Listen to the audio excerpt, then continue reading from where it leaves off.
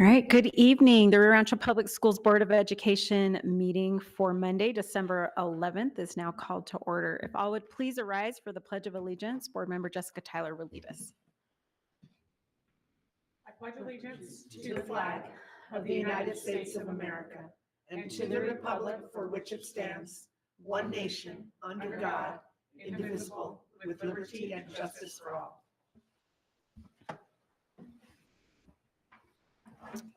Okay, JC, can you take a roll call for us? President Galbraith, Present? Vice President Morgan, Present. Secretary Scott, Present. Board Member Tripp, Present. Board Member Tyler. Present. All present, we have a quorum. Okay.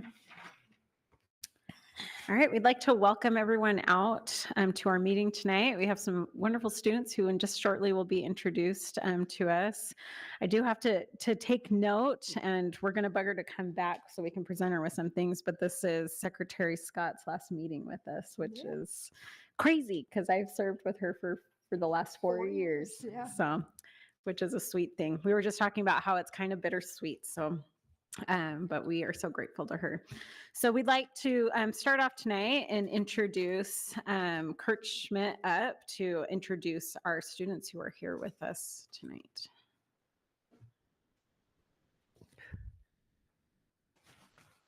If I can get through this sea of stands up here. I'm going to introduce the director of the band director at Lincoln Middle School, Mr. Frank Slife, and he will introduce the students and what they're going to perform for you tonight. So Mr. Slife, if you could. He's going to regale us with his own talent on euphonium tonight. So.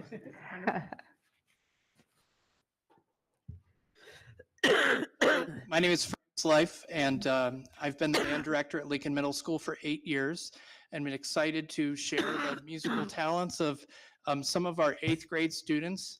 They come from our symphonic band class, which meets 5th period, and there's 48 students in that class, but we didn't think they'd all fit in here today. So here's some of them, and they're going to come up and get situated here, and I'm going to give them a chance to introduce themselves by name. We're going to play 4 selections for you tonight. Minuet by Johann Sebastian Bach. Musette by Johann Sebastian Bach. Then Up on a Housetop.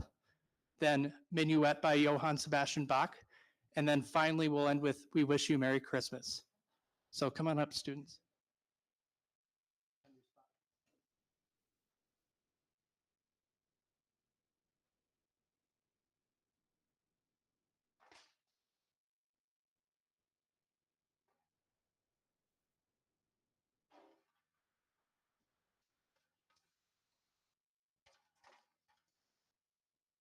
Okay, so can you say your first and last names? Okay, so Noah first.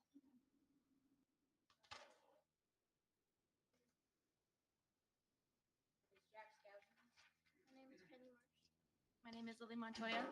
My name is Francisco Carrillo. My name is Alan Lynn. My name is Zachary McGee. My name is Adelaide Portescute. All right. Good. Okay, you can adjust your music stand so it's at the right height. Good.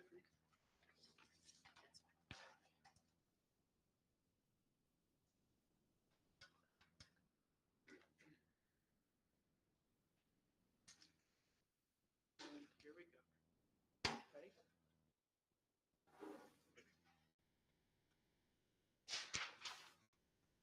And ready? 1, 2, ready.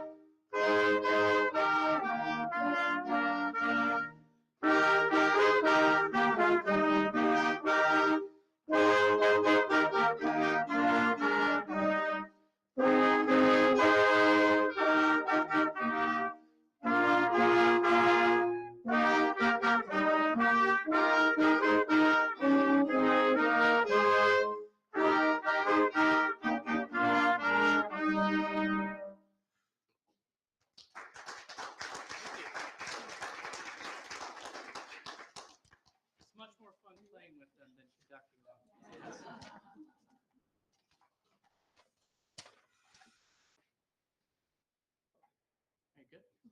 There we go. Ready? Here we go. Sorry.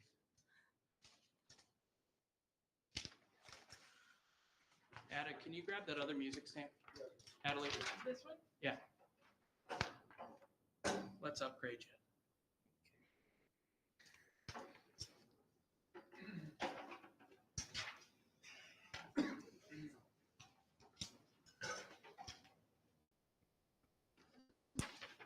Dr. Schmidt's office bought these beautiful music stands for us, so we might as well use them, right? Okay, here we go. 1, 2, 3, 1, ready, go.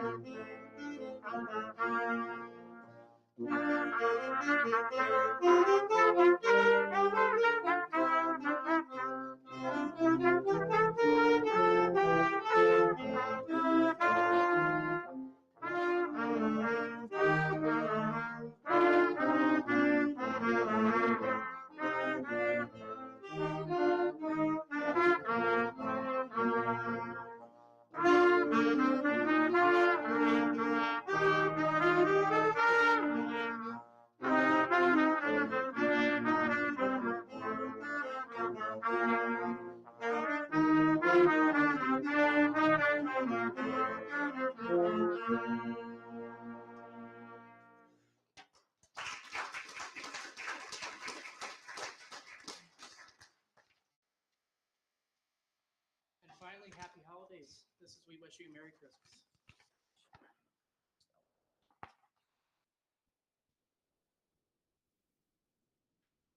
Here we go.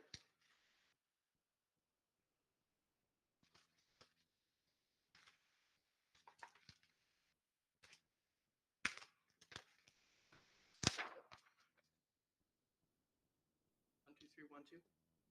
1, 2, 3, 1.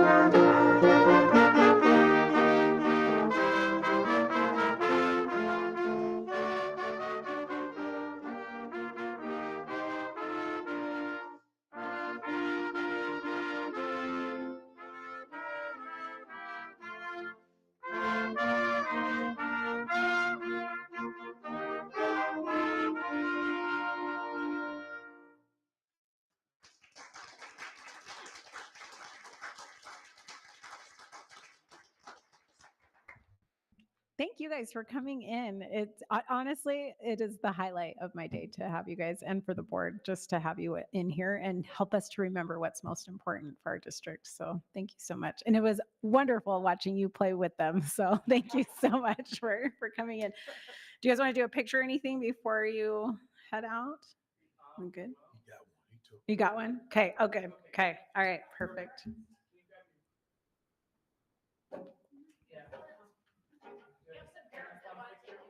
Oh, we do have some. Okay.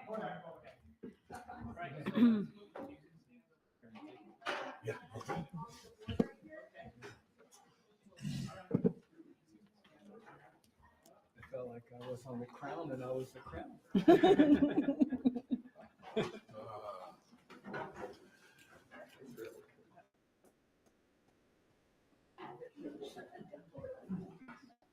Okay, yeah. Everybody here facing back that way. Thank you. Yes. If we have to, we can do 2 rows. I think we're, Oh, Now, this is the I guess money we gotta photo. get- This one's going to be worth we gotta get everything. All everybody, of don't their middle school experience right here. scrunch in a little bit. Yeah, come on in closer. I think some people are gonna get left out. Let's scrunch in a little. There you go.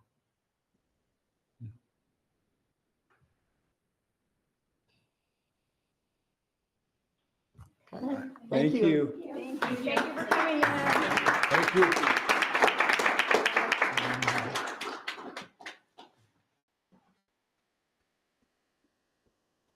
Okay, we'd like to turn it over to Dr. Cleveland for some introductory comments. Okay.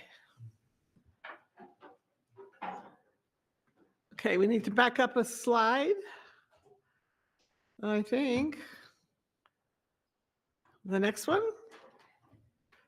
Okay, there it is. Okay, thank you, thank you. Prior to the regular board meeting, the Rio Rancho Public School Board held a workshop to review and discuss the discipline matrix and hearing procedures. And it was about a 2-hour session, and we have agreed on several things, and we'll continue the conversation at a later date as well. At the next meeting, the operational department will provide reports, kind of like we did with CNI. We come in and answer any questions you have about the reports. So hopefully you'll have a chance to, before the next meeting, read through those reports, prepare any questions, and then just have a dialogue with the executive directors and chief operations officer when we return in January, on January the 8th.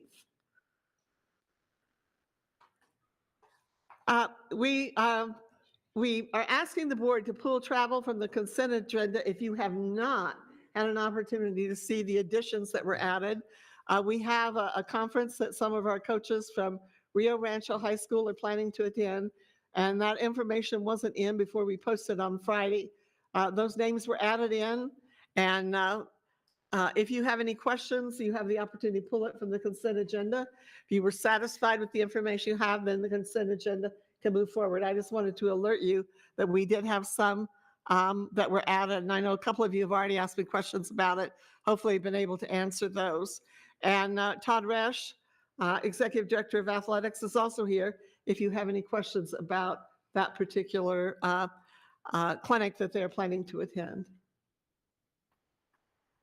Okay, we obviously want to thank again the Lincoln Middle School Band for their performance, the ensemble this evening. I've had an opportunity to hear this band a couple of times, and it's really a wonderful band under the able direction of Francis Slife, who of course was here this evening, and Dr. Schmidt did present the introductory remarks. We have another commendation this evening, a really special announcement. Dr. Schmidt will be providing the introduction and give you some background regarding the award. Pamela Elam, who is a teacher at Lincoln Middle School, is the Art Teacher of the Year for New Mexico. And so we're eager to hear a little more about that, and congratulations to her for this wonderful recognition from her peers across the state of New Mexico. And we want to thank her for representing our district and school in such a positive manner. We also have this evening accountability system report. This will be presented by Dr. Happy Miller, Executive Director of Research Assessment, Data and Accountability. While some of this data was shared with you at a previous workshop on November 27th, Dr. Miller indicated that she would provide more in-depth information with the board at this meeting and talk a little more about the whole process and system. There have been many challenges in looking at data for the last several years, because over the last 4 years, we've had some very different assessment requirements. And so we're really hoping for some continuity and some consistency so that the information we have can really be used for the purpose it's intended. And that's to drive instructional improvement and to inform our instructional practices. You have 3 items this evening that are related to an invitation for bid and request for proposal. And of course, Michael Madrid, our Director of Purchasing and Chief Procurement Officer, will be speaking with the board about each of those 3 things. And then we have, it's that time again, you know, it's just hard to think that it was just last month or 2 ago, but it's legislative time again. And we have a really important task of identifying our legislative capital outlay request from our legislative delegation. And each session, the legislature provides fundings for legislators to use for special projects in the communities that they represent. I want to stress that's not just schools. It's certainly other entities such as cities and counties and other organizations, but we always certainly submit our needs, and our delegation has worked very hard to respond to as many of those as they can, and we're very grateful for that. So we, once these are done, we have an opportunity to make our case, so to speak, at a public forum that they hold annually, and they generally hold it in this room, in this building. And it gives each entity asking for money an opportunity to speak at that meeting to justify the request for costs. And the process works that we propose some projects for the board to consider and provide for the board the justification of these items. In some cases, some of these items the board has requested previously, and there was a lack of funding to be able to do those things, and so they're back on the list again. But again, the board can make any changes in any of the lists that they would like to make. We think we've tried very hard to reflect what we have heard you say about priorities for the district. And then, of course, the board has to officially approve all capital outlay requests for the Rio Rancho district. And if you have particulars about any of these capital outlay requests, Patrick Martinez, who is, of course, our Executive Director of Facilities, will be present to be able to respond to your questions. And as I said, we set legislative priorities as a district before the legislative session begins in January. And we're asking for your direction and support for those priorities.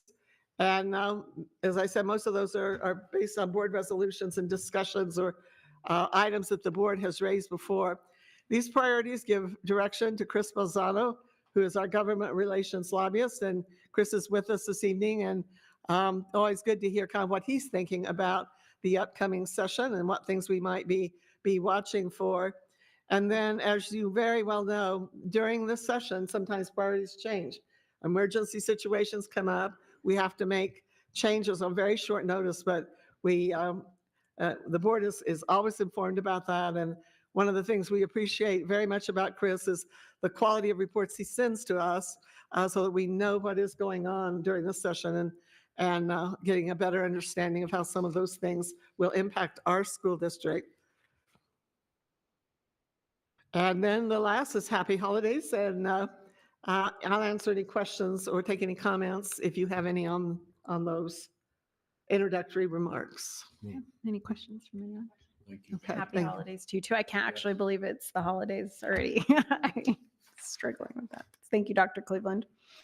Okay, we'll go to approve the prioritized agenda and proposed time allocations. Board Member Tyler, I'll make a motion to approve the prioritized agenda and proposed time allocations. Board Member Scott, I'll second. Okay, we have a motion by Jessica Tyler and a second by Noreen Scott. All in favor? Aye. Any opposed? Motion carries 5-0. All right, we'll move to our commendations. We'd like to invite Dr. Kurt Schmidt, our Executive Director of Fine Arts, to introduce our recipient of the New Mexico Art Education Association Art Educator of the Year Award. There you go. Well said. President Galbraith, members of the board, Dr. Cleveland. Tonight I present to you for, where is she? Come on up. Her hair's longer than the picture, so it took me a second to find her out there. Tonight I present to you for commendation Ms. Pamela Elam, who is one of the art teachers at Lincoln Middle School. Ms. Elam was selected as this year's recipient of the New Mexico Art Education Association's Middle School Art Educator of the Year. Ms. Elam has taught with us since 2017, although she did a stint earlier, then left us for a while, but she's back. She currently serves as the content leader for middle school art.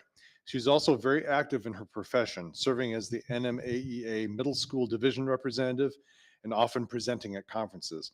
She has coordinated summer camps for the New Mexico Black Leadership Council and serves on the board of the Corrales Society of Artists. Ms. Elam is currently working on her national board certification in visual arts. So I'd like to present to you. I don't know if she wants to say a few words, if you'd like to say something to her. All right. Good evening, Dr. Cleveland and the board. Thank you so much for recognizing me tonight. I'm honored to be an art educator in Rio Rancho. I'm grateful for the board and all of the financial support you provide for the fine arts in our district. Dr. Kurt Schmidt has been an amazing fine arts director and continues to guide his team to reach for the stars with their programs. I know from my work as the middle school division representative for the New Mexico Art Education Association and my interactions with art educators around the state that I'm truly blessed to be a part of the Rio Rancho Public Schools.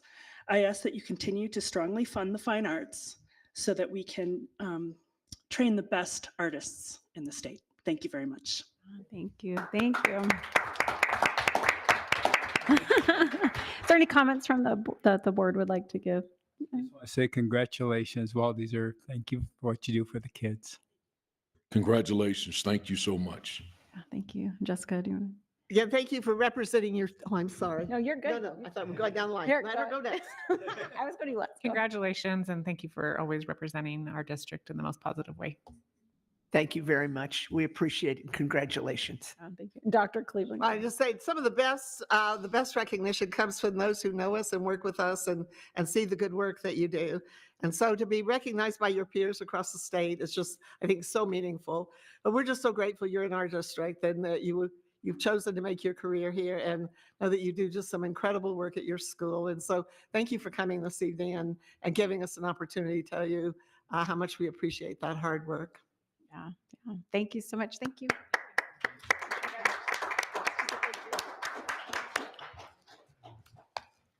And I'm grateful what she said about Kurt Schmidt because he's so great at supporting all of our arts. So we are grateful for him.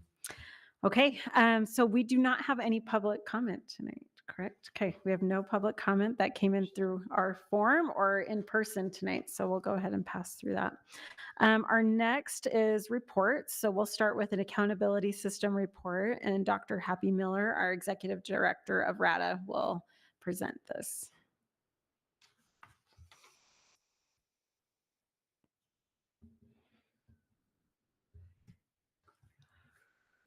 President Galbraith, Dr. Cleveland, members of the board. Several weeks ago, we mentioned that PED had released school accountability points and ratings on NewMexicoVistas.org. Our purpose tonight is to share with you the model and how PED creates those points, how they derive the points and the designations. Next slide, please. The accountability model is an agreement between the state and the U.S. Department of Education. So in 2017, after ESSA, No Child Left Behind was replaced by ESSA, the state submitted a plan. It has been amended. There was an addendum for COVID. I did provide you links if you want to see the actual documents. There's also a rule that was revised this year related to school differentiation and support. And there are also business rules that are available on the PED website. Next slide. For the elementary school, these are the categories that go into the overall points. These are possible points. You can see 60% is for ELA proficiency, math proficiency, and science proficiency. Another 20 points is for growth. 10 points for English learner progress, and 10 points for regular attendance, which is essentially the inverse of chronic absenteeism. It's 100 minus your chronic absenteeism rate for a possible of 100 points. So it's very proficiency heavy in the current point scheme. Next slide, please. This is the high school model. There are more categories in the high school model because we have graduation and we have college and career readiness. And so the point totals vary at the high school level as compared to the elementary and middle school level. So proficiency and growth is worth 50 points here and graduation 30 points. Next slide, please. One of the questions I have received is from schools looking at their points on the NewMexicoVistas.org website and said, oh, we went up by like 20 points. Are we really that much better? And my answer is no, we can't. Well, they may be, but you can't compare last year's to this year's. So what I want to do is walk through what these different categories mean and some of the differences in how the points were assigned this year as compared to last year. So for English, math, and science proficiency, the definition is the percentage of students enrolled in testing grades scoring proficient or advanced. And I say enrolled because when we receive the data back from the vendor, we have a percentage of students who tested that were proficient. But for the accountability model, they're looking at all students. By federal law, all students must be assessed, either with MSSA or an alternate assessment, DLM, or SAT, DLM. And so I listed there the current assessments. And as Dr. Cleveland mentioned, we used to have PARC and NMAPA, and now it's these assessments that are here. And so if a school has less than a 95% participation rate, they adjust the reported proficiency down because they're saying truly it's the percentage of all students enrolled that were proficient and not the percentage of students who tested. They determine enrollment by who was enrolled on 120th day and end of year, so mid-February and end of May. So if they were there both times. And this year, for the first time in the accountability model, they said the student had to be included at the school site for 90 days. So basically the entire spring semester. So we do have some students who tested whose scores are not in here because they didn't meet the requirements for being included in the accountability model. It used to be under No Child Left Behind, we had full academic year. You had to be here from 120th day to 120th day to be included in the academic model. But that is another slight difference from last year. For the most part, it had a minimal impact on our schools. It did affect Independence High School the most because of the way their students enroll. Next slide, please. So last year in 2022, for proficiency, they took the percentage of students proficient and multiplied it by the possible points. So if 50% of the students were proficient, it would be 0.5 times 25, you'd get 12.5 points. But in the original ESSA plan, they set state targets. And this year they went back to those targets. And if a school reached the state target, they received full points. And if they didn't reach the state target, you would have a prorated amount of points. So for the same proficiency rate, you can see you would have a different number of points assigned from last year to this year, even though your proficiency rate was the same both years. Interesting. Next slide, please. Growth. In the plan, it said that we student growth percentiles. That's looking at individual students over time and seeing how they do relative to other students. However, we do not have accountability data for 2020 and 2021. And because we don't have that consistent data for students across time, for the last 2 years, they've used alternate ways to create academic growth. Last year, they said it was the difference between expected proficiency and actual proficiency. And the way they came up with expected proficiency was they looked at the difference between 2018 and 19 on PARC and added that to the 2019 score and said that's your expected score in 2022 on MSSA or SAT. And so if you did better than you were than expected, then you were credited with growth. Otherwise, you're credited with loss. So this had the unfortunate unintended consequence of benefiting schools who had dropped between 2018 and 19 and hurting those that had gained. This year they did it a little different. They just took the 2023 proficiency and subtracted the 2022 proficiency. They didn't do an expected versus actual. They did recalculate the 2022 data using the new accountability model rules as to who was in there so that it is an apples to apples comparison. Next slide, please. Points, again, last year, it was a straight calculation. Oh no, it wasn't a straight calculation last year. What they did last year to assign points is they looked at the growth and they ranked it from the school with the highest growth to the school with the lowest growth. And then they looked at the relative ranking. And if our school was like better than 90% of the schools around the state in terms of growth, then it received 90% of the points. So kind of like a percentile. This year, it's similar, a little bit different. They looked at the range because with growth, you can have a drop. And then where is your position within that range and then multiply that by the number of points. Next slide, please. English learner progress is for students in grades 1 through 12.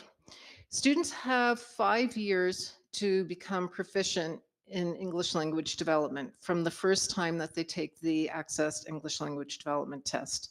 That's why I'm saying starting with first grade, because their first year might be kindergarten.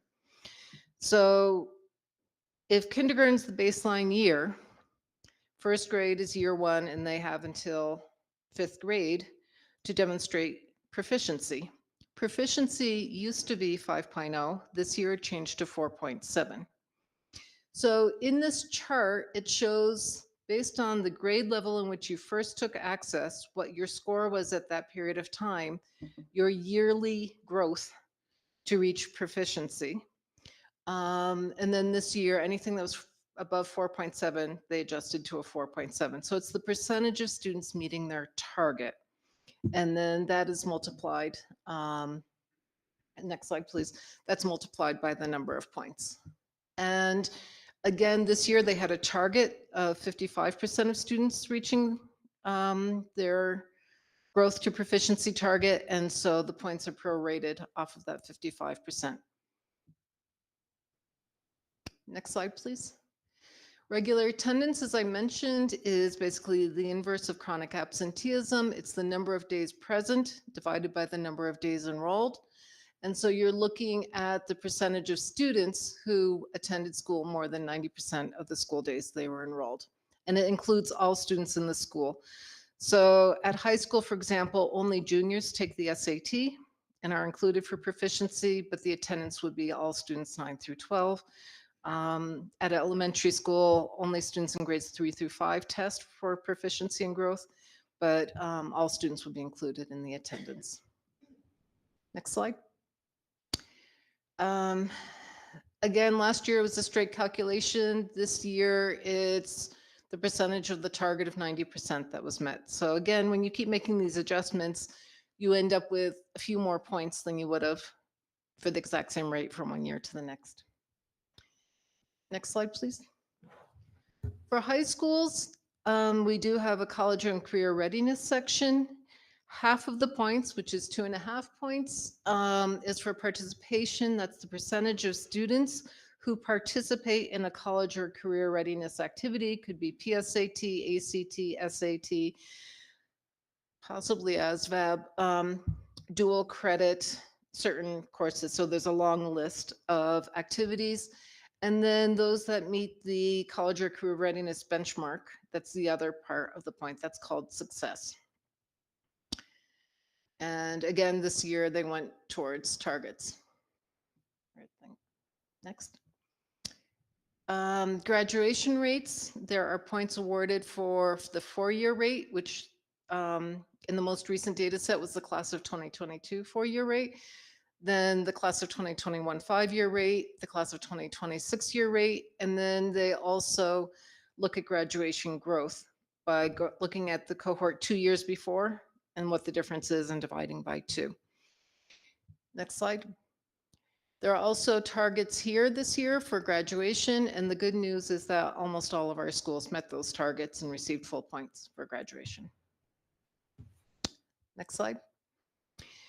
Once they have the points, then they look at the relative rankings and they determine whether they're going to give sort of an award of excellence. You're in the top 25% and you're a spotlight school, and they want to reward those schools that are doing well. And they also have designations for schools that are in need of improvement through the ESSA. And that's really what ESSA is about, is helping to support schools over time. And this system of meaningful differentiation to identify those schools that need additional support. And so they have several categories: TSI, ATSI, CSI is a little more severe than TSI or ATSI over a period of time. And then MRI, the most rigorous improvement, is, or yeah, I think so.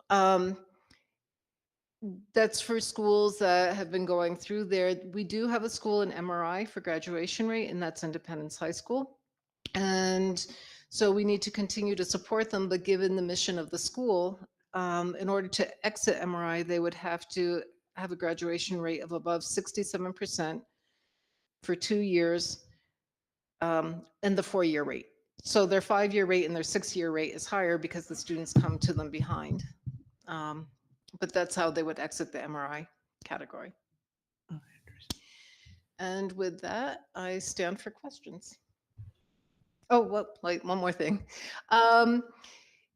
We do want some stability.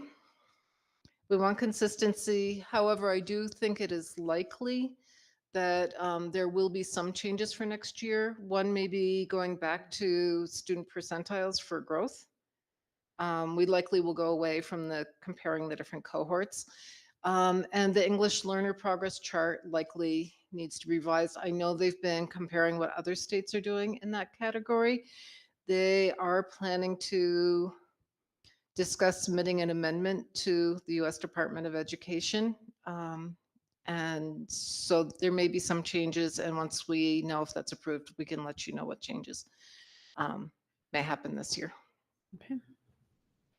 All right, thank you. Dr. Cleveland, did you want to add before we go into questions? Just one comment on alternative schools. This is a big topic of conversation across the state because concern is looking at those future expectations. We won't have any, and so we've asked the state, I don't know whether they'll do anything with it or can, to really look at that, perhaps waiving just the 90-day, because a lot of our students did very well, but they didn't get counted in it. And but we're not the only ones. Is that it's a real dilemma.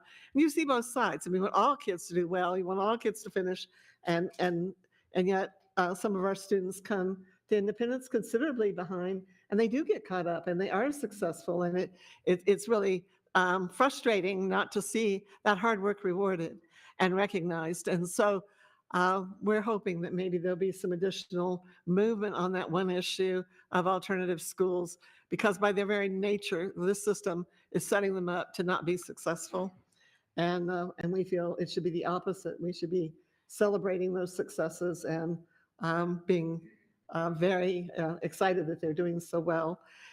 Some school districts are talking about dropping their alternative programs altogether because it hurts their district performance. And I think that'd be such a mistake to do that. One of the challenges with that is that federal law says you cannot treat schools differently. Yeah. So in the rule, they did put something about supplemental accountability model schools, which independents would qualify for that. But they need to see what would be accepted by the federal government. One thing that we have discussed with them is also the possibility of having additional indicators or a report to say, okay, compared to these schools, because of the nature they're here, but look at their 5-year rate, their 6-year rate, look at all these good things that they are doing. And so is there a better way to communicate all the wonderful things that are happening with these schools? Yeah. Well, thank you. I think it would be a shame for us to lose think that. It terrible. would be horrible. So Sometimes systems just don't take into account unintended outcomes. Yeah, for sure. Gary Tripp, do you have questions or comments? I do. I don't know where to. I think this is really good for a district, but I don't think this is really good for parents. And so I was hoping maybe in the future that what we could do is possibly have teachers telling parents where their kids are as far as ELA, math, and science. Are they proficient with the rest of the country, or they're not? And here's some suggestions. And I also just a comment is just to think about high school kids and where they're at when that PSAT comes out, and they really got to think about their future, because if they're going military, they may want to go talk to a recruiter about this score and see what they need to do in order to get in the military. Or if they want to go to college, they may want to look at some of the universities. I mean, so I think this report is really good for a district to do a lot of work. I think that maybe what we might want to, just a suggestion is look at what do parents, just the meat and potatoes, what do they need? And then what are understanding that, but I think it's a lot for educators to digest and make action plans. But maybe what parents need is something completely different. So, and we're probably doing that, but maybe just some of my thoughts. Thank you. I agree with you. It's a different level of assessment. It's a different audience. It's a different purpose. And I don't know if Jana wants to say something, but I do believe the teachers are talking to the parents about where their kids are on a variety of measures and looking at student work and how they can improve. Thank you. Yeah. Joy, would you feel comfortable just saying a little bit what information is shared with parents of what they get? Would you rather do that maybe at a future date? If you're comfortable, maybe.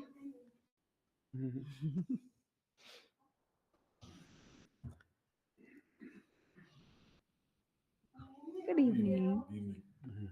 Yeah, so during parent-teacher conferences, we always have our iStation, our NWEA report. So we start the conversation there. And a lot of the work that Dr. Miller does with CNI and then with the teachers is understanding how the trajectory for proficiency on these state assessments will inform our parents of how our students will do. So most of our conversation is usually at parent-teacher conferences. And then you will have to correct me if I'm wrong, but there's usually a parent part that comes with our state testing as well, a newsletter.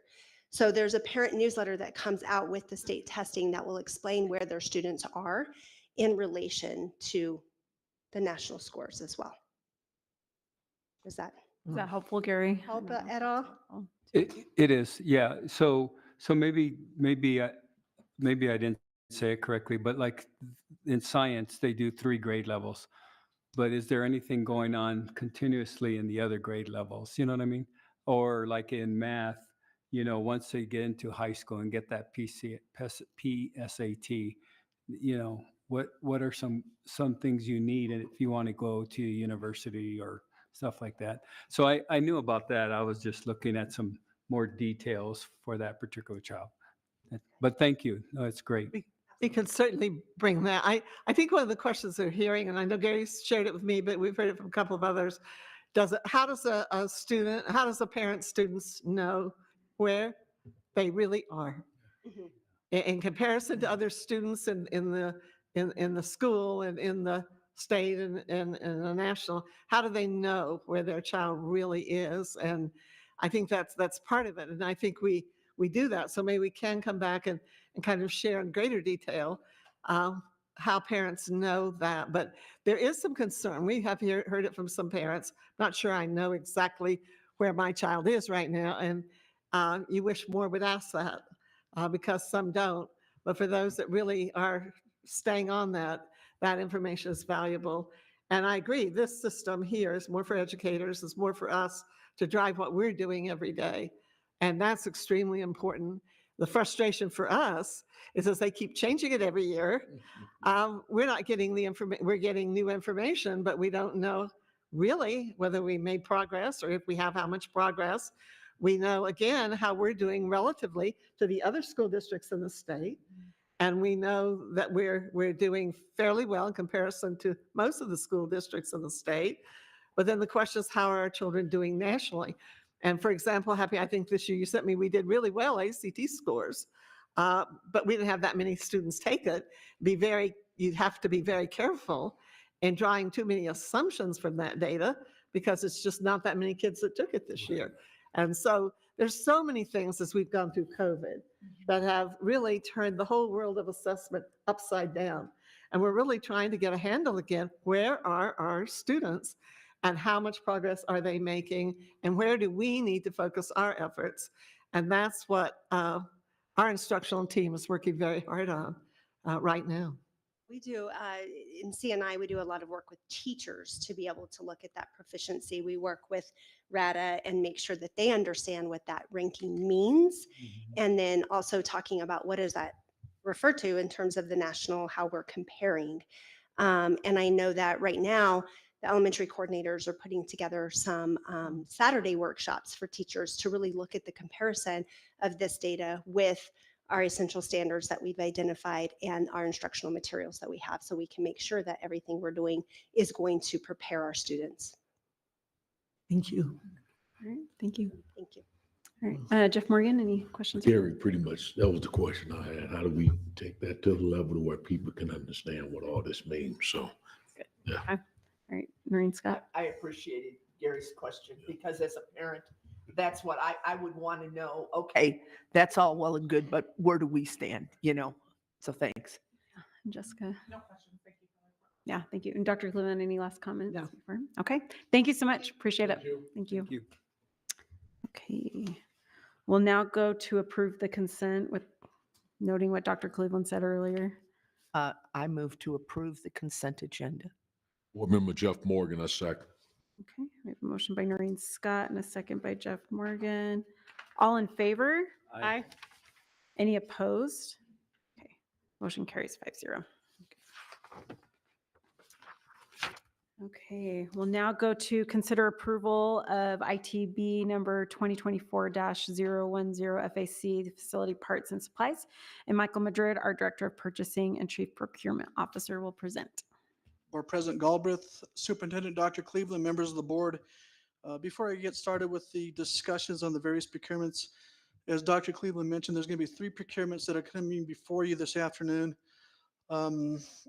As we started looking at the various requisitions the district was receiving for the various goods or services, we felt there has to be a better way and a more efficient way to streamline how we're receiving quotes and how we're verifying information that's coming to the district. So we decided, let's take some of those goods or services and establish price agreements for those vendors, trying to increase the efficiency.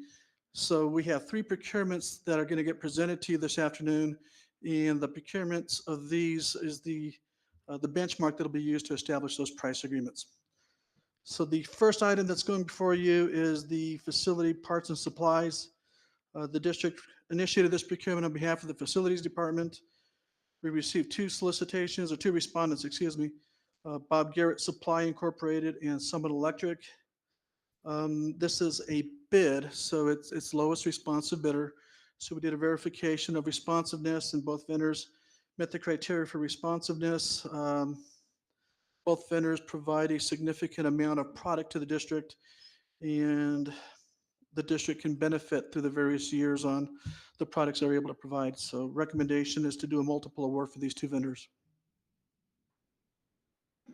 Okay, do we have any questions from the board on this one? I have one Go question, ahead. and it's probably just because it's been a long day. But on the invitation to bid to go with the lowest bidder, how does that work with giving a multiple award then? Doesn't it defeat the purpose of an invitation to bid, and it would have been cleaner to do an RFP? Very good question. The solicitation that we put out gives us the authorization to issue a multiple award. Okay. Per statute, we can also do that as well. Okay, thank you. Okay, any other questions from anyone? We have a Board member, or sorry, President Galbraith, does Board Member Tyler like to make a motion to consider or to award the approval to issue a multiple award to, I'm sorry, you changed it already on me. Let me go back to my computer. For ITB number 2024-010 FAC facility parts and supplies to issue a multiple award to Bob Garrett Supply Incorporated and Summit Electric Supply. Board Member Gary Tripp, I second. Okay, we have a motion by Jessica Tyler and a second by Gary Tripp. And then JC, can you take a roll call vote for us? Vice President Morgan, Yes. Secretary Scott. Yes. Board Member Tripp, Yes. Board Member Tyler. President Galbraith. Yes. Motion carries 5-0. Okay, thank you. So we're just going to move on to our next ITB 2024-009 trans bus parts maintenance and repairs. And once again, Michael Madrid. Very good. Board President Galbraith, members of the board, Superintendent Dr. Cleveland. This solicitation before you is for bus parts, but it's also for maintenance and repairs of the buses. This solicitation was initiated on behalf of the Transportation Department. We received 5 responses to the solicitation. Recommendation is for a multiple award to all 5. 4 of the 5 were previously under contract with the district, so we have very familiar with their services and the product that they provide. All the vendors appear to be very fruitful to the Transportation Department. And with that, I recommend multiple award. Okay, do we have any questions from the board? Yeah. go ahead, Gary Tripp. I do have a question, Mike, and I'm confused on maintenance because you get an individual bid in order to improve, to fix a job. So but the bid just will allow us to work with just these 5 companies then, right? What we'll do, Board Member Tripp, is we'll establish a price agreement with these companies. These companies have provided the services in the past, so the pricing component is a percentage discount for parts, and that covers the material side of it, but then we also have hourly rates for the service portion of it if we have a need for service. Okay, so they have an hourly rate for the maintenance side of it. That is correct. Okay. Okay. Any other Thank you. questions from the board? On this, Dr. Cleveland, any comments or anything? Okay. Do we have a motion? Board Member Tyler will make a motion to award ITB number 2024-009 Trans Bus Parts Maintenance and Repairs to multiple award for Broadway Motors Incorporated, DBA Bill Williams Tire Center, Lone Star Truck Group, Roberts Truck Center, Stewart and Stevenson Power LLC, and Summit Electrical Supply, or Electric Supply. Secretary Noreen Scott, I'll second. Thank you. We got a motion by Jessica Tyler and a second by Noreen Scott. And then JC, if you can take a roll call vote for us. Vice President Morgan, Yes. Secretary Scott, Yes. Board Member Tripp, Yes. Board Member Tyler, Yes. President Galbraith. Yes. Motion carries 5-0. Thank you. And then our next is RFP 2024-008 FAC Custodial Services. Once again, Michael Madrid.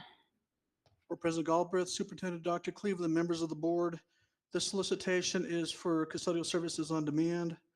The solicitation was initiated on behalf of the Facilities Department. We received 4 responses, one of them being a no bid. We evaluated all the responses. They were all compliant with the requirements.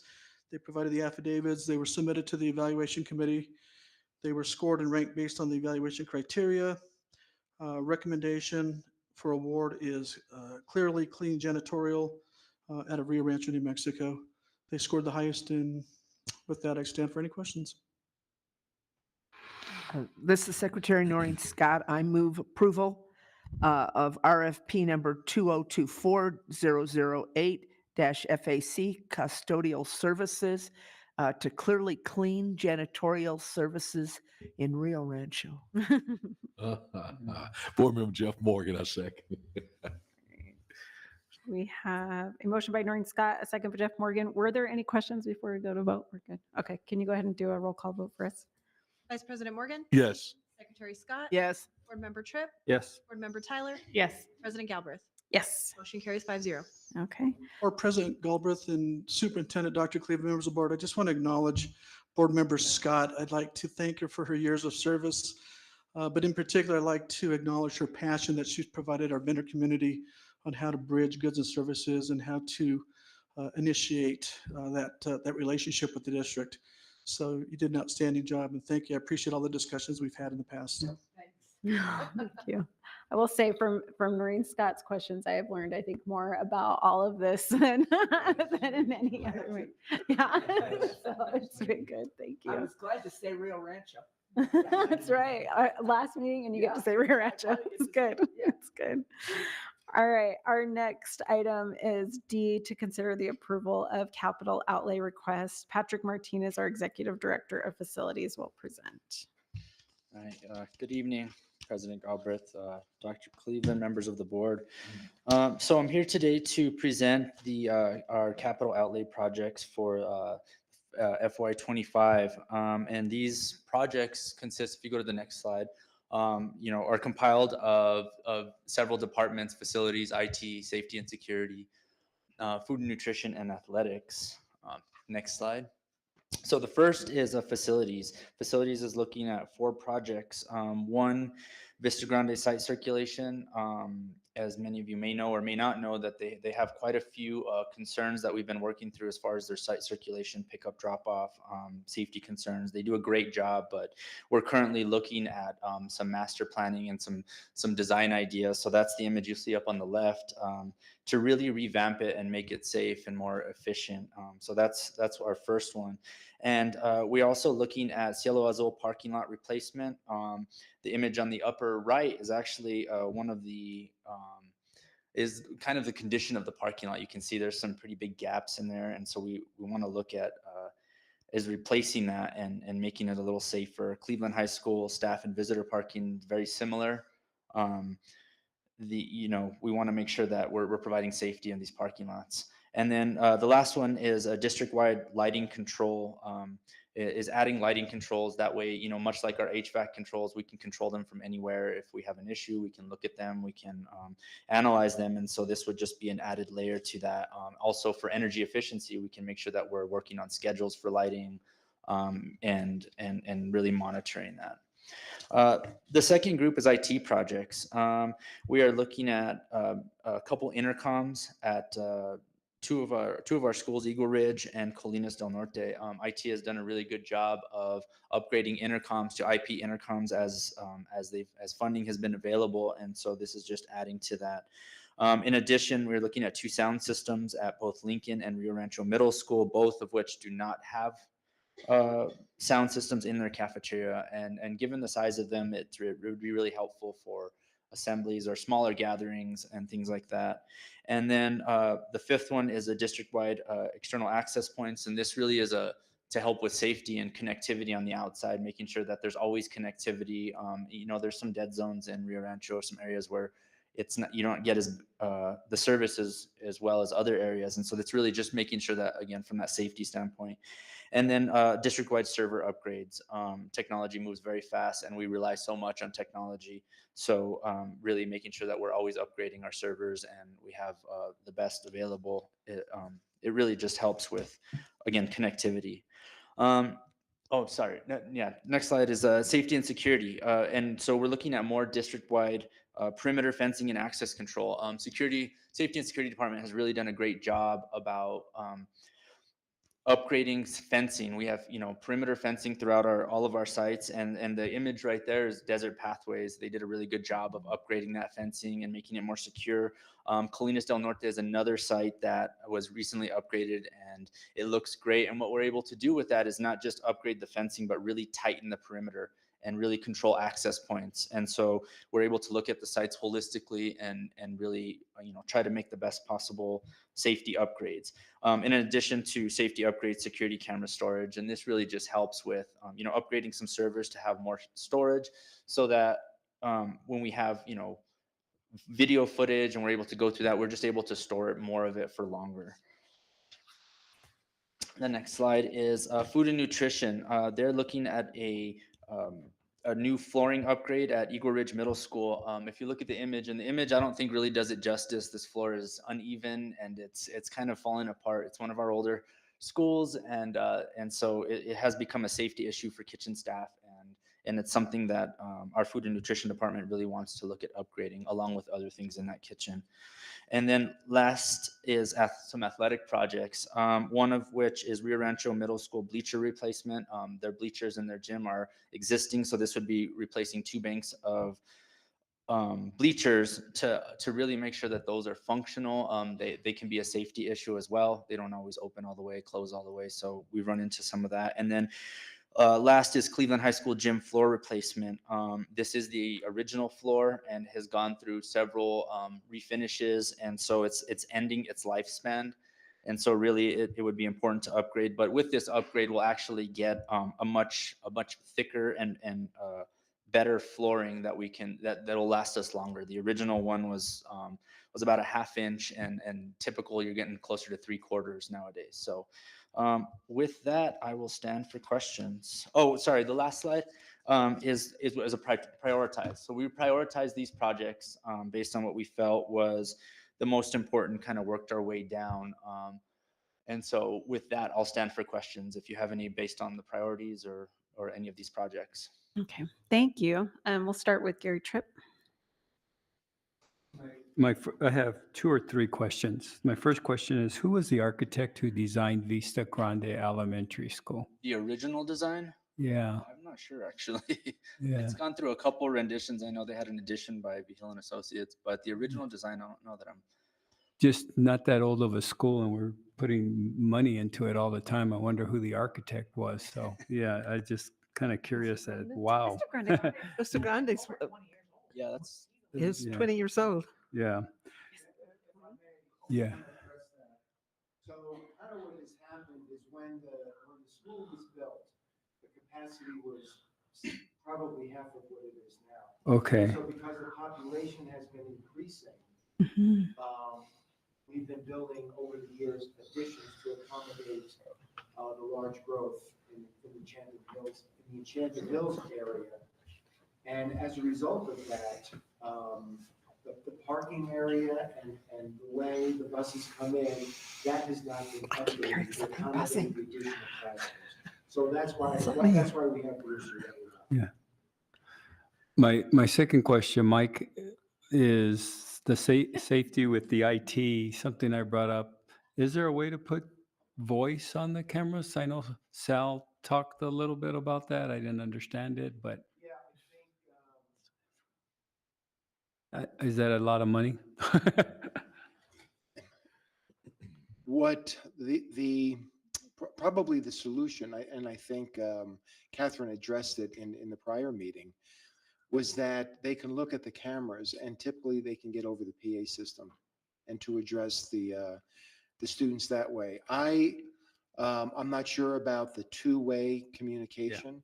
I know that we can hear, but I don't think we can actually speak through that system. Gotcha. But we can look into that. And I think, and Sal's still in here, but what he was saying is that as we are replacing them, we are replacing them with ones that do have the ability to receive sound. So you'll see that changing as we go through and replace them. Is that correct, Sal? Okay. Got it. Last question. How long should a gym floor last? Approximately. I think maybe, I don't know if Bob can speak to this, but we've seen them last a bit longer. From what I understand, when Cleveland was built, that half-inch was value engineered at the time.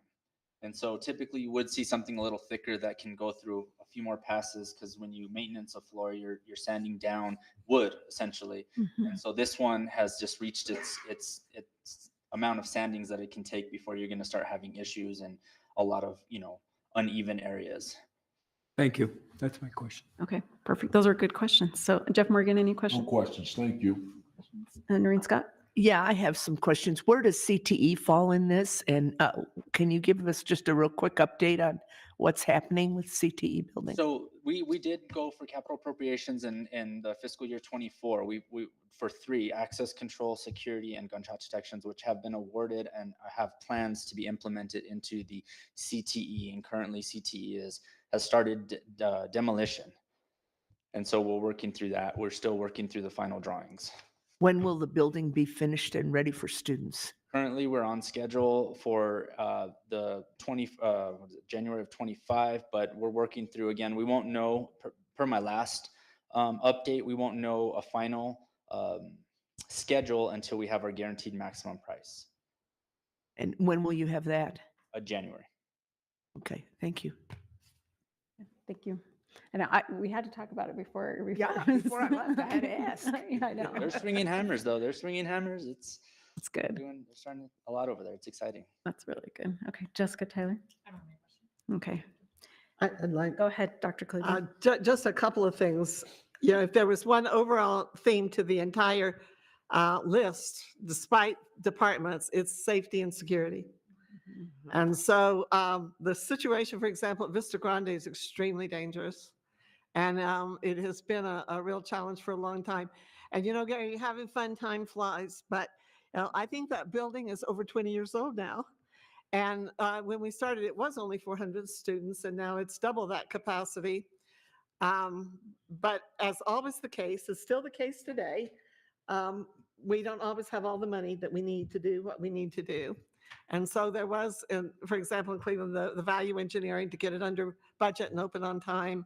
And it was definitely the case with Vista Grande, but it is a big hazard there as that area has grown, and kids and buses and families all mix, and it's a really dangerous situation.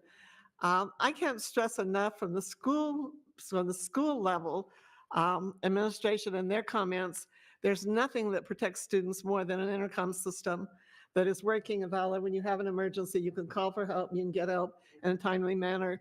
Some of our intercoms are very old and they do need to be replaced. And it's not a matter of convenience. In my way of thinking, it's safety and security.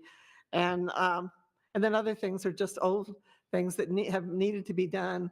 Obviously, Eagle Ridge Middle School is now approaching 30 years old. And so it's been, I believe that's the original floor. And certainly some of the newer things such as cameras and storage and all that, all wrapped around security, lighting controls wrapped around security. The parking lot, you saw pictures. I've shared with you all before the biblical prohibition about building your house on the sand. That's right. But all of Rio Rancho is built on sand. And so when you see that, those separations just happen everywhere, no matter what you do. It's just one of those things that is just a real frustration in terms of drainage, in terms of pavement, and just so many different things. And then just some other replacements that obviously need to be done. But the overall is safety for kids. We've been told the gym floor at Cleveland is no longer really safe for kids to play on. So that's the overriding theme. I would have to tell you, and you already know, this is just the tip of the iceberg in terms of the things that we need, but we appreciate our legislative delegation chipping in where they can to help defray some of these costs. And they've been very good over the years to try to help us with those things. And I just want to express my appreciation to them for always being able to listen. And again, always emphasizing that we are one of several entities that they respond to, but they have been probably better to us than any other entity, I believe. And it's because they want something good for the kids in this school district. Yeah, I have to say with the fencing change over at Desert Pathways, just totally out of my mind. It looks so much better. So good job on that. It really looks so much better, so much better. So other questions from the board or any other comments that we need? No. Board Member Tyler, I'd like to make a motion to approve the capital outlay request. It's Board Member Jeff Morgan, I second. Okay, we have a motion by Jessica Tyler and a second by Jeff Morgan. And if JC would take a roll call. Vice President Morgan, Yes. Secretary Scott, Yes. Board Member Tripp, Yes. Board Member Tyler, Yes. President Galbraith. Yes. Motion carries 5-0. Okay, thank you. Thank you. Thank you. Okay, our next is to consider the approval of legislative priorities. So we have Beth Pendergrass, our Chief Communications Officer, and also Chris Balzano, our Government Relations, who is here to present.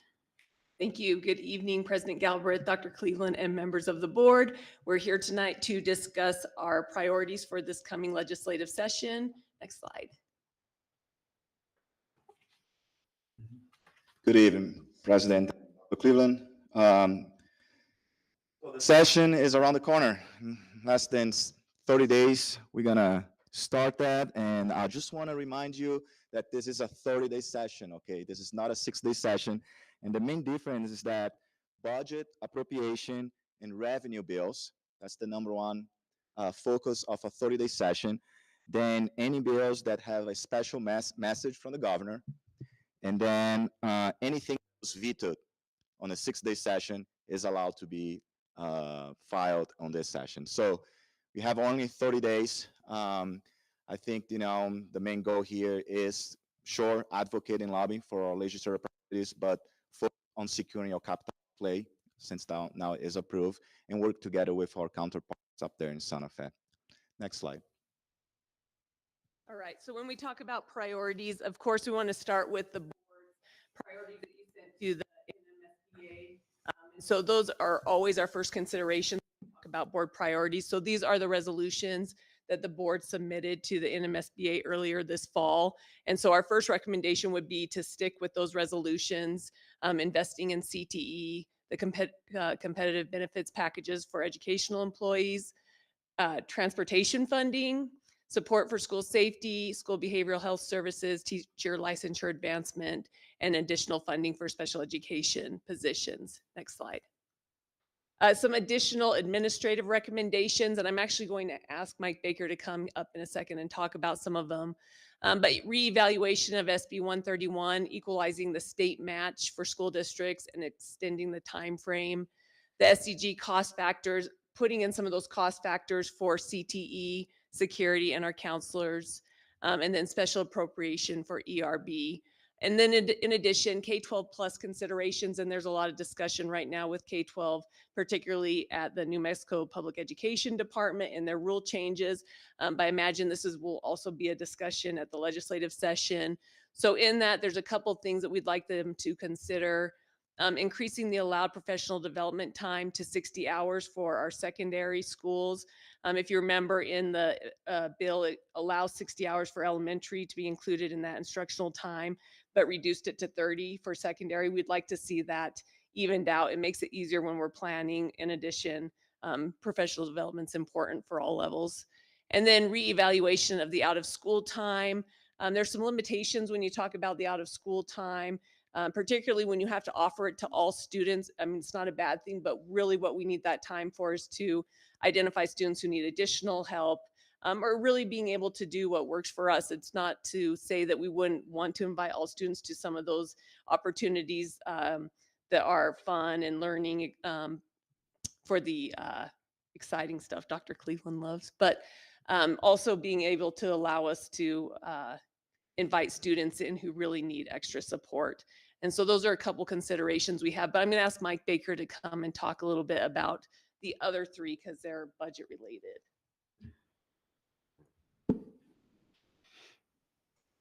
Good evening, President Galbraith, Dr. Cleveland, members of the school board.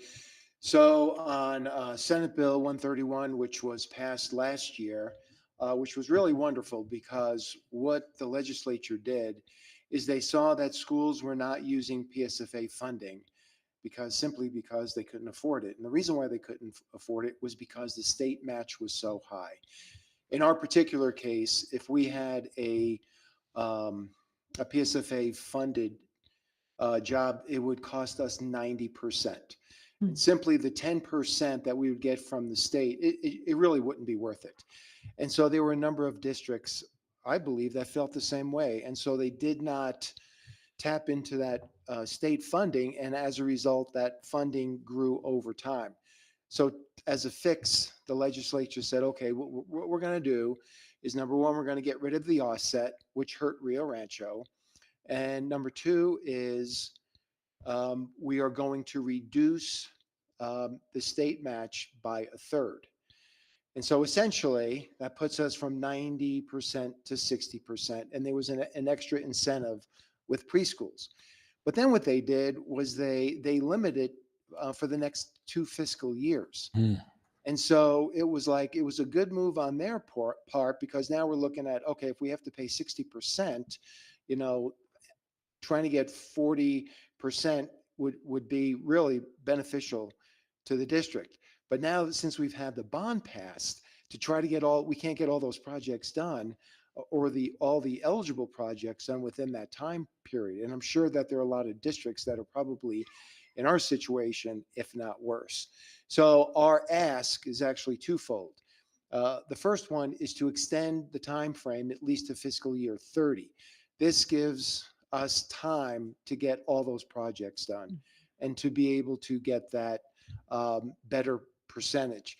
And secondly, which is really maddening to me, is that the state match for every district is different. And it is my understanding the reason why it's different is that there's a very complicated formula that they designate for each district. And for some reason, there is the density factor in there. And so it doesn't make sense to me that a particular school district with a lower density would actually have to pay more for a project. So our ask is to equalize the match across the state and to extend that. Next item on the SEG cost factors, we take out quite a bit of money, well, we will for CTE and security and for mental health. And those items are not listed on our SEG form. And so we believe that the state essentially needs to pay for those services rather than those services come out of the classroom. That is our ask. And then thirdly, a special appropriation for ERB. So a number of years ago, both ERB and para were well funded, but over the years that funding diminished and there's quite a bit of an unfunded liability.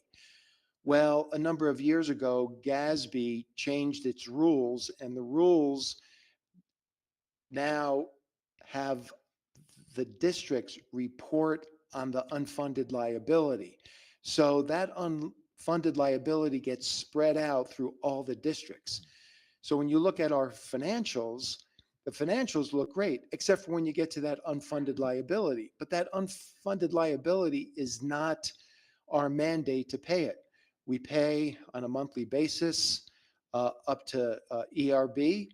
And then once an individual retires, they're responsible to carry that funding, throughout the lifetime of whoever retires from the school district. So GASB saw it a little differently.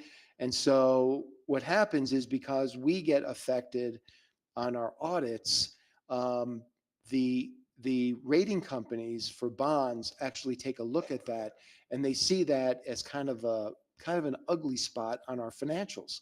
And so what they do is, when they're rating us for our bond, is we get an incremental hit on our bond rating. And what that means over time, it could be quite a bit of money that we have to pay additional interest to the bondholders.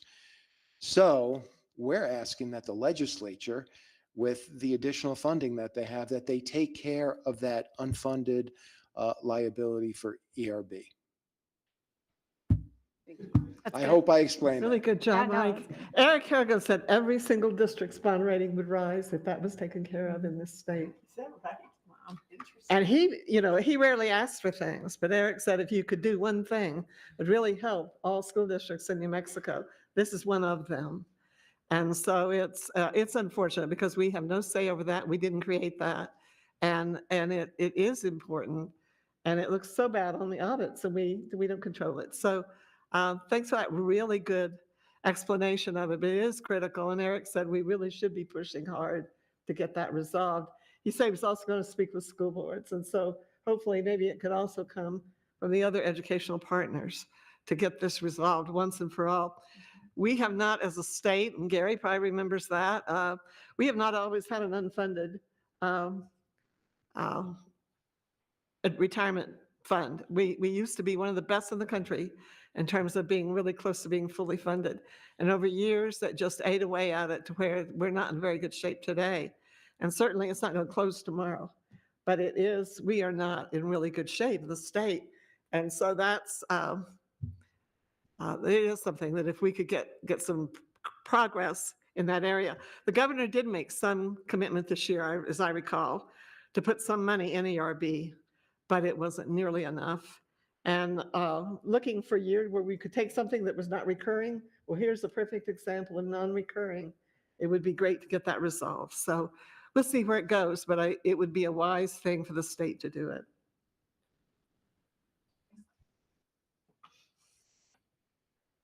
All right. So as you know, throughout the year, throughout the interim and sessions, you receive notifications, the analysis, the memos, or all the information, what is happening, and the debate up in Santa Fe and around the state. This is just an opportunity just to remind you of what we have been offering, but also to receive any feedback or anything that you need as a board or that you feel that the school district needs. We can discuss that right now, or you can reach out to me directly and let me know, and I'll work on providing that to each one of you. Next slide. And then we schedule with delegation an opportunity so that we can interact with them and remind them of our legislative priorities or capital outlay as well, since it has been approved. This is another reminder when the session is going to be ending on Thursday, February 15th. So I'll be there on January 5th. For me, it starts the first week of January, and hopefully to see some of you over there working and advocating for the school district. So in closing, our recommendation would be that the board move forward with priorities as already approved with your SBA resolutions, in addition to the administrative requests, the 3 items that Mike went over, and then our ability to work with the legislature on K-12 and some cleanup there to ensure that it best meets our needs as a school district. And we'll stand for questions and discussion. Okay, thank you. Thank you very much. Gary Tripp. The first question is more of a comment. I think the School Boards Association already has the ERB as part of their platform. So do we need to add it to ours, or do we just need to partner with them? Or, you I would know, definitely keep it on ours. And I think in that way we are partnering with them because we're both advocating for it. That's my thought about it. And I just worry that there's 11 now and it's a 30-day session. It's a lot for our local legislators to carry. But, you know, that first one that Mike brought up, hopefully Jason Harper will be supportive of it because that's a lot to it, you know, so it's going to be a heavy load for 30 days. So I know that's, it is going to be yep. yeah, it's definitely going to be that way. That's a good point. I mean, go ahead and Chris and talk to that. I just want to add to the discussion that just a reminder that when you approve the legislative priorities is something that we're going to be working on a 30-day session. And then on May 15, when what I call the interim session, the interim committees, we're going to be continue pushing what you passed today, right? So that's not exactly only that on a 30-day. And not everything in those priorities, like board member Tripp mentioned, will be passing through policy legislation. Sometimes we will see things like Dr. Cleveland said, right, when there is no recurring, right, which means there is a line item on the budget, but there is no bill with policy, so it becomes no recurring, or oftentimes the other way around. We want to always see both, right, on House Bill 2 and a piece of legislation. That way we know that every year we have consistencies and is recurring. But just something to keep in mind as we go through the 30-day session. Yeah, that's a good thought. Okay, Jeff Morgan, any? No questions, thank you. No questions or thoughts? And then Noreen Scott, Jessica Tyler. Okay, no questions. I feel Yeah, like and I think most of those priorities are tied to the budget, Yeah. actually. So most of them are budgetary priorities, so. And just to remember as we go through and as the session is coming up and as we talk about it, so as we pass this as a board, these are the things that we want to talk about. And so if we do go and talk to different legislatures and such, which is good because I think we all have good relationships with different people, is that when we talk about us as a board, these are the things that we talk about. And so if you have other ones, please, you have to make sure that it's not coming from us as a board, that it's coming from you as an individual. Dr. Cleveland, do you have anything before we Just, go to? it's not a change or anything, just kind of an awareness under the priorities. Competitive benefits packages. We hear that there is going to be another push anywhere from 4 to 6%. But what we're hearing is a lot of our staff would just as much like to see quality of life issues for them, such as class size and some other things be considered. I've had teachers say, if my class size could be smaller, I would forgo a raise because the whole quality of life. So I think we're hearing maybe that may be coming somewhat from the union along with the salary increases. And we hear it. The challenge for Rio Rancho is that we've got some room at some of our elementary schools to do that. We have no room at our secondary buildings without facilities. So that's always the drawback for Rio Rancho is class sizes come down, where would we put those kids? So that's just, there's a lot of discussion around those things right now. And it'll be interesting to see where those go. Yeah, that's good. And I know Gary Tripp's way behind that because I agree with it. Smaller class sizes. I have a class of 30 this year, and then I have 2 smaller classes. And I love my class of 30, but it is hard as one individual to try to work with all those students at one time. So, okay. Madam We would President, be in support of it. Give us some classrooms. I know, I agree. Board Member Tyler, I would like to make a motion to approve the legislative priorities as presented this evening. I'll second Board Member Tripp. Okay. Last one. I know. It's all right. All right. We've got a motion by Jessica Tyler and a second by Gary Tripp. And then JC, if you take a roll call vote for us. Vice President Morgan. Yes. Secretary Scott. Yes. Board Member Tripp. Yes. Board Member Tyler. Yes. President Galbraith. Yes. Motion carries 5-0. Okay. Thank you. Thank you. Thanks, Chris, for being here. Okay, as we go into our advanced planning, my first question is to Noreen Scott on our advanced planning. Would you be willing to come into our January 8th meeting so we can present you with something? Okay, because we just don't have it with us yet. Good. Just help Beth kick off her. We're very fortunate to Beth join us. Elizabeth Miller will be replacing me, and she is awesome. And I'm looking forward to watching her get sworn in. Yeah. Well, good. Thank you. And thanks for coming back, because then we can, say a whole bunch more about you. And I want you to know how grateful I've been to you. So thank you so much for that. So on our advanced planning, we have, of course, the 25th through the 5th will be our winter break. And the 8th will be a professional development day, so there'll be no classes. Also on the 8th, it's a busy day. We have a work session at 3, and that's going to be over operations, I believe. Is that correct? So a work session at 3 over operations. Also on the 8th, we'll have Secretary Scott come back in and a regular board meeting. On the 15th will be our Martin Luther King Jr. Day. There'll be no classes. The 22nd will be another meeting. And then the 7th is a bus rider count day. So any questions or anything on our thing? Okay. All right. With that, we are going to adjourn our last meeting for Secretary Scott. So thank you. I'm actually going to use the gavel here.